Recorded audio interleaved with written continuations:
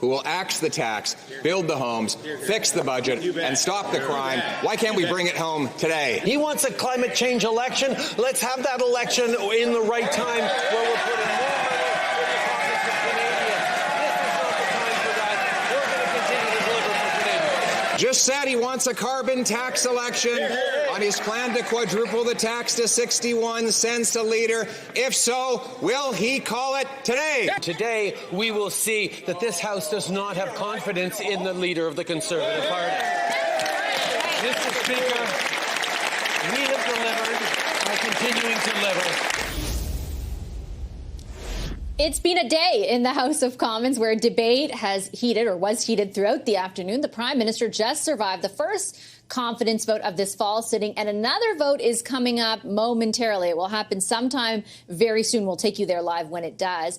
That all happening as the Bloc Québécois issues its own ultimatum to the Liberal government to meet two demands, or they will move to work with other opposition parties to force an election. Let's unpack it all with the front bench. Here tonight, Saïd Selvam is the Vice President and Practice Lead of Public Affairs at National Public Relations. Jamie Allerton is a Conservative strategist and the founding partner of Canaptis Limited.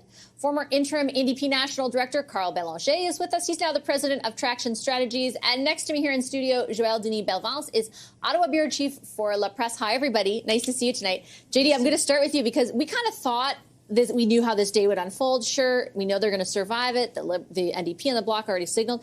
I don't know if we had it in the cards that the leader of the Bloc would come out and say, if you don't do what I want by October 29th, I'm going to be the one to force the election. I was expecting Mr. Blanchet to put a date, as to when his demands would be met.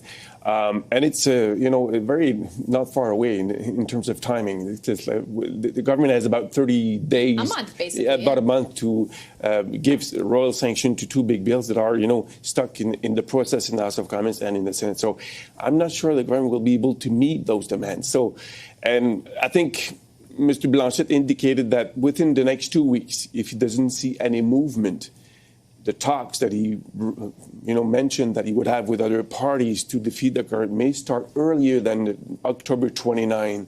And I wouldn't be surprised if at least the Conservative Party would let the Bloc Québécois lead the way, lead the charge to introduce a non-confidence motion, so they would support it, because they know if the Conservative introduce that motion, the NDP and the Bloc will not support it. So you will see the Bloc Québécois maybe having a more charging mission, if I may say, in the House of Commons to try to defeat the government in the next few weeks, because I doubt the government will be able to meet the demands of the Bloc Québécois put on the table today. Yeah, it's fascinating the degree to which their significance in the House has been amplified over the last number of weeks. I just want to play the clip from the leader of the Bloc, and then I'll bring in our other panelists. Let's have a listen to exactly how he described this ultimatum.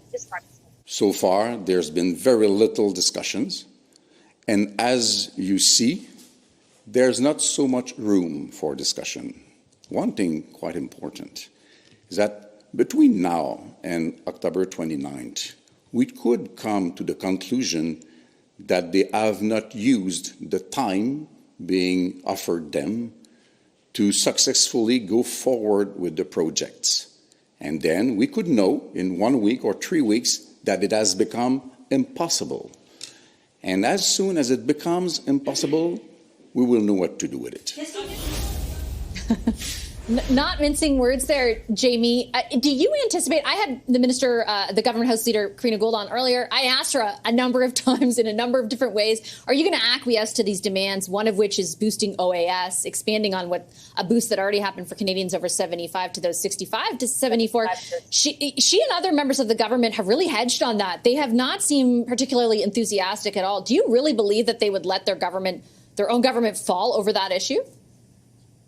I think at this point, everything's almost like a labor negotiation happening in public, Vassy, where people are putting things on the table, and we'll see ultimately where this lays out. I think when you look at the Parliamentary Budget Officer saying this is a $16 billion price tag, when especially younger Canadians, millennials and younger, already feel like the deck's stacked against them and that boomers are sitting on their $1 million homes while others are struggling to get into the market and just make ends meet. The politics of this are actually, I think, far more complicated than perhaps people are letting on. And I think it's ultimately a sad day for Canada that you have the Separatist Party running the table in Parliament. It's interesting, Saeed, because on the one hand, I get what everyone's saying, and particularly the budgetary implications are massive. We had the PBO on the show the other day who said it would threaten these fiscal anchors that were put in place last year. Like if they just implemented this and did nothing to compensate for it, they would not be able to meet their fiscal anchors. That's the kind of hit the budget would take. And also the politics that Jamie points out about, generational fairness in the last budget and how this would be to the opposite generation. Not that it's not fair. Seniors certainly deserve, all that they get. But in as far as the political sphere goes, at the same time, if it means their survival, I'm not sure they've really hesitated to write a check before. Yeah, exactly. And look, the Bloc knows the leverage that they have over this government right now, so they are exercising it to the full extent of their abilities.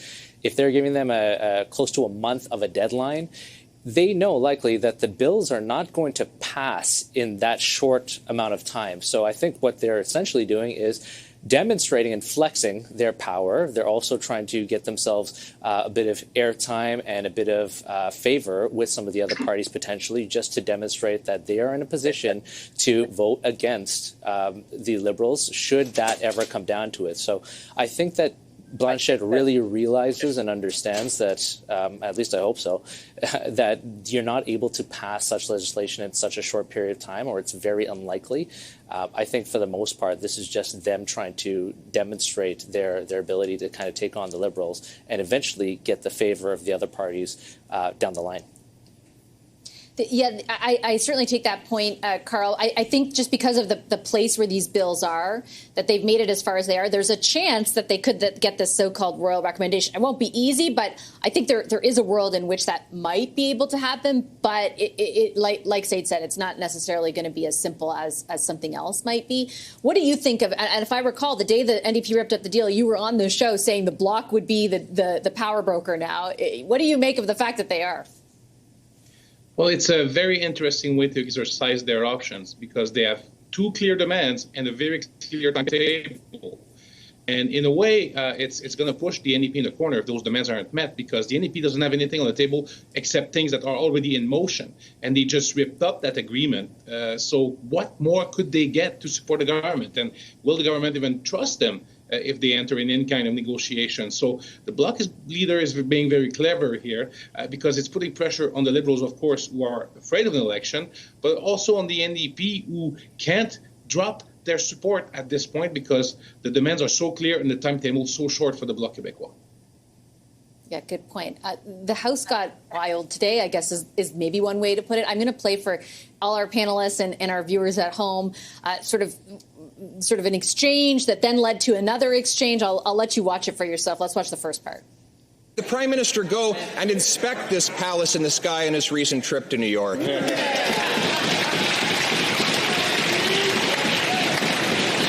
Right Honourable Prime Minister. Mr. Speaker, engaging with international leaders on fighting climate change, on solving global crises, on standing up unequivocally for Ukraine.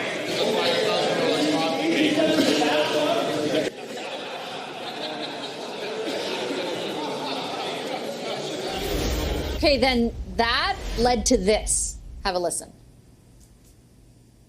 Speaker, don't worry, on this side of the House, we're used to casual homophobic comments from the other side of the House. I'm going to ask the honourable member, please, to withdraw that comment, start his question again, and let us presume the better natures of all members of Parliament. Mr. Speaker, standing up to bullies requires us to call them out on their crap sometimes, and that's what I will do. I'll invite the Prime Minister once again to rise on his feet. And thank you. Mr. Speaker, I will happily withdraw my comment if the member who suggested that I was sharing a bathtub with Tom Clark stands up, takes responsibility for his... And I'm just asking the Prime Minister to be the better person and to please just withdraw the comment and start his question again. I withdraw the comment about defecating. I certainly...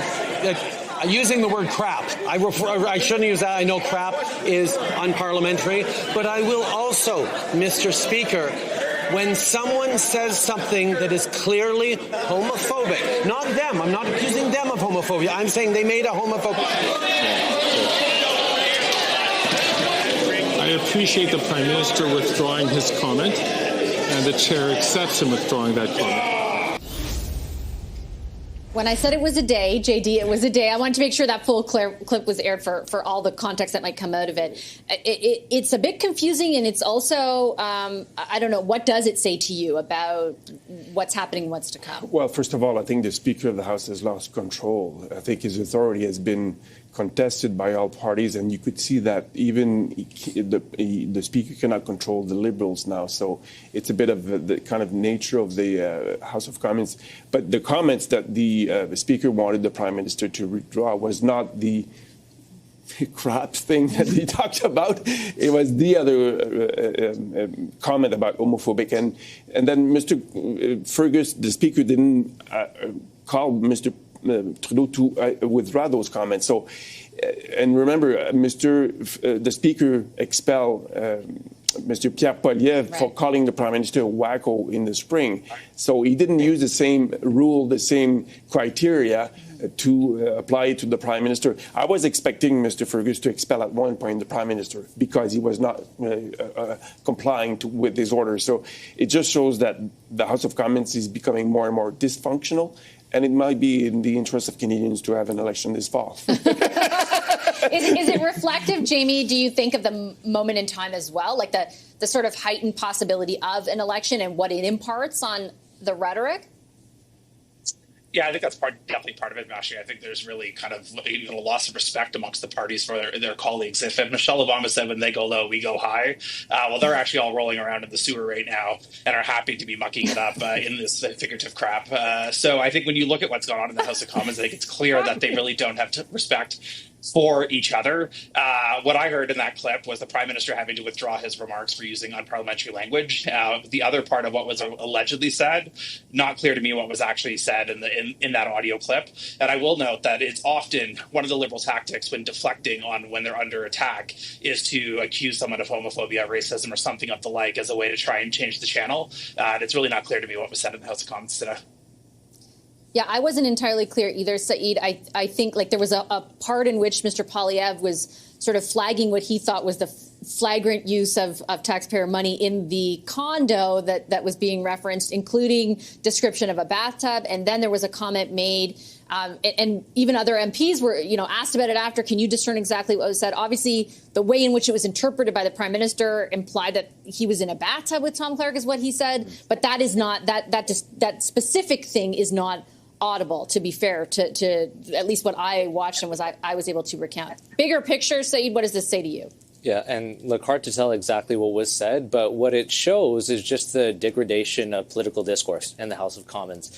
And I think what it may highlight is when we enter into an election cycle, whenever that may be, this could unfortunately play out in a lot more of an aggressive fashion. We've seen with the Liberals specifically, that they are very interested in positioning the Prime Minister as somebody who stands up to bullies, as somebody who is very responsive. So ratcheting up the rhetoric, I think, is something we're going to see a lot more of. But the personal insults really takes the eyes off the ball, which is the issues that Canadians are facing. So from a voter and from a Canadian viewer perspective, it doesn't help anyone to have this type of discourse, especially in the House of Commons, a place that we're supposed to hold to high standard and set an example for people in terms of conduct amongst each other across the country.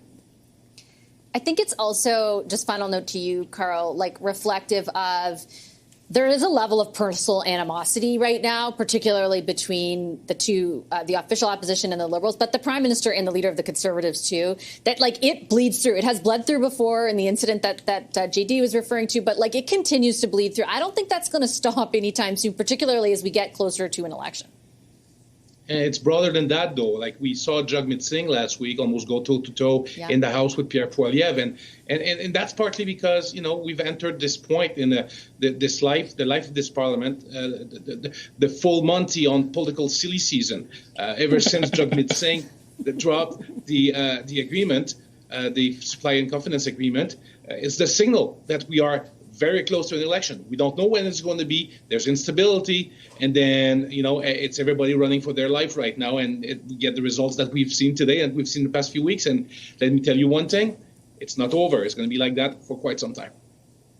Yeah, sums it up for sure. Thanks, everyone. Really appreciate the discussion. Our front bench tonight: Saïd Salvem, Jamie Allerton, Carl Bélanger, and Joël Denis Bellevance.